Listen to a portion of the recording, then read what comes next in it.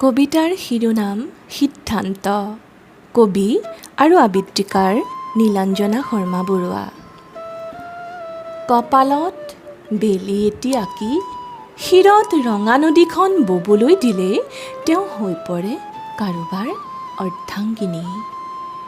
সকলো জ্বলা যন্ত্ৰণা নীৰৱে সহিব পাৰিলেই তেওঁ হৈ পৰে সমাজৰ আদৰ্শ নাৰী।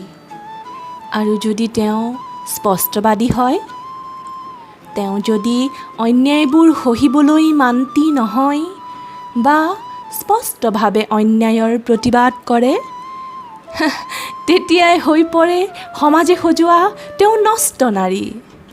হয়, তেওঁ তেতিয়াই সমাজে সজোৱা নষ্ট নাৰী হৈ পৰে। কিন্তু বিশ্বাস কৰক, নাৰীবোৰ নষ্ট হ'ব জানিলেহে সমাজ এখন উদ্ধাৰ হ'ব। নাৰীয়ে যিমানেই সীতা হৈ নিজৰ পবিত্ৰতা প্ৰমাণ কৰিবলৈ যাব, সিমানেই পুৰুষবোৰে ৰাম হৈ নাৰীক পবিত্ৰতাৰ প্ৰমাণ বিচাৰি বাৰে বাৰে অপমান কৰিব। তাতকৈ পুৰুষবোৰ ৰাৱণ হৈ নাৰীক ভাল পাওক, নাৰীক সন্মান কৰক। আৰু নাৰীবোৰ সীতা নহৈ দুৰ্গা অথবা কালী হৈ দুষ্টক দমন কৰক।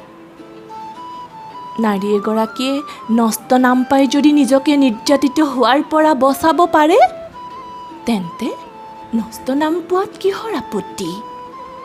সিদ্ধান্তটো আপোনালোকৰ ওপৰতে এৰিলোঁ।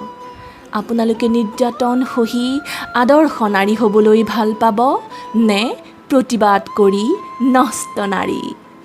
ধন্যবাদ।